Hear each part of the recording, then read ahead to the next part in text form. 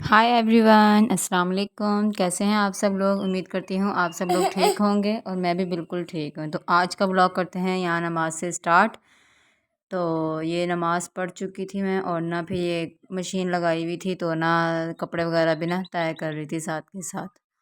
और आप लोग सुनाएं कि मेरे टॉपिक किस तरह के आपको लग रहे हैं, क्योंकि मैंने सोचा हुआ है कि ना मैं टॉपिक के हवाले से ही ब्लॉग बनाया करूँगी। रूटीन तो आप लोग देख ही लेते हैं कि किस तरह की है रूटीन वाइज, पर आप लोग ये बताएं कि आप लोगों को टॉपिक कैसे हैं लग रहे हैं, सॉरी। तो ये मानो भी मेरे साथ ही थी, कह रही थी मैं आपकी हेल्प करवाती हूँ। और ना इसीलिए वो अब्रिश मेरी छोटी बेटी है ना, उसके कपड़े ना तय कर रही थी। मैं सारे बड़े बड़े कर रही थी और ये छोटे छोटे से तय कर रही थी। शौक होता है बच्चों को, आजकल की जनरेशन को भी ना काम करने का बहुत ही शौक है। छोटे छोटे बच्चों से ना छोटे छोटे काम करवाने चाहिए, ताकि उनको आने चाहिए काम, ताकि वो इंडिपेंडेंट हो अपने लिए। ये ना हो किसी पे बंदा बोझ बन के ना वो, मतलब समझ गए ना आप लोग, तो कि बोझ नहीं बनना चाहिए। हर काम चाहे लड़का हो या लड़की हो उसे आना चाहिए। इसी तरह से इंडिपेंडेंट औरतों को भी होना चाहिए। जैसे मैरिड हैं या अनमैरिड हैं, इन्हें भी होना चाहिए कि अपने भाई पे, अपने बाबा पे वो ना हो। मतलब ये ख़र्चा वगैरह तो पेरेंट्स उठाते ही हैं, पर ये कहते हैं जिस तरह का आजकल ये दौर चल रहा है और आगे आने वाली नस्लों को कितनी ज़्यादा परेशानी और मुश्किलात का सामना होगा, उससे यही सबक हासिल होता है कि भाई बंदा बंदा क्या, हम अपने बच्चों को, आने वाली नस्लों को इंडिपेंडेंट करके ही वो करें।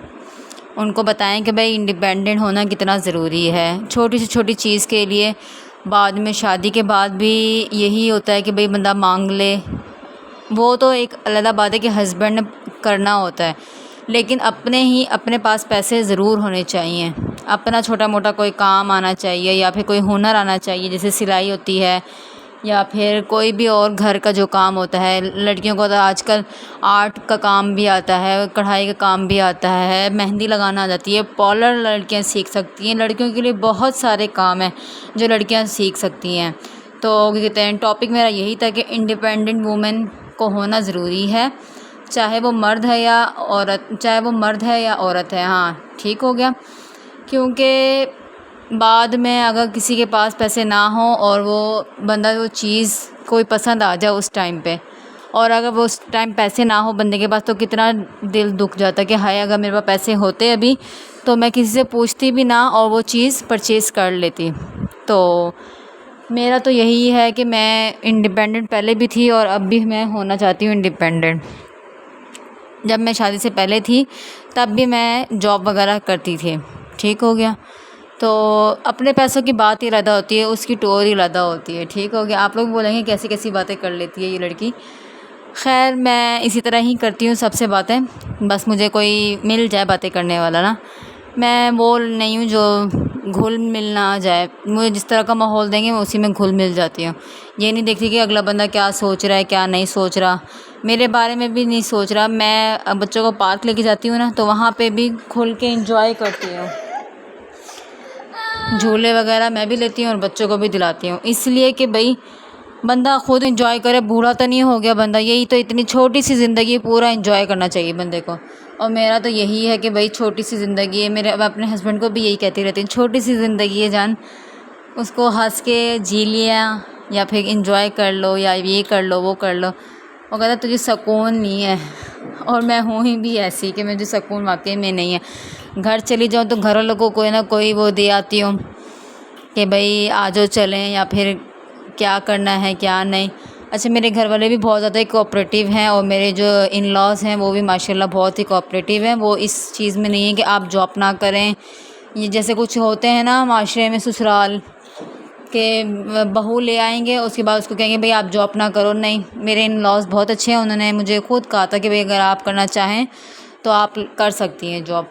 पर फिर अर्शुमान आ गया, फिर थोड़ा बिज़ी हो गई। फिर अब 2 बच्चों के साथ ना बाहर वाली जॉब करना बहुत मुश्किल है, क्योंकि बच्चों को माँ की टेक केयर बहुत ज़रूरी होती है। चलो बाबा तो उसके थोड़ी देर में आ ही जाते हैं, लेकिन 24 घंटे बच्चों को अपनी नज़रों के सामने रखना भी बहुत ज़रूरी है। तो जितना माँ ख्याल रख सकती है ना, उतना ये मेड वगैरह कोई भी नहीं ख्याल रख सकती। इसीलिए मैंने प्रेफर किया कि मैं शादी के बाद जॉब वगैरह कुछ भी नहीं करूँगी। तो इसीलिए फिर मुझे ना ब्लॉगिंग का शौक़ आ गया, क्योंकि ये चलो घर बैठ के तो हो सकता है सारा कुछ, क्या करना है, सारी रूटीन ही शेयर करनी होती है, या फिर जो दिल में अगर बंदा उदास है तो फिर उदासी शेयर कर ले, अगर खुशी है तो खुशी शेयर कर ले। ये है कि आप लोगों ने कुछ कहना तो नहीं है ना। अच्छा, अगर हम लोग यही चीज़ें किसी अपने को या फिर बता दें, मतलब कि दिल की कोई भी बात बता दें, तो वो पूरे ख़ानदान में बात जाएगी कि हाय इसने ऐसे बात कर दी या फिर इसने ऐसे। तो आजकल ना लोग चुगलखोरी भी बहुत करते हैं, इधर की बात उधर, उधर की बात इधर। तो इस तरह भी नहीं होना चाहिए।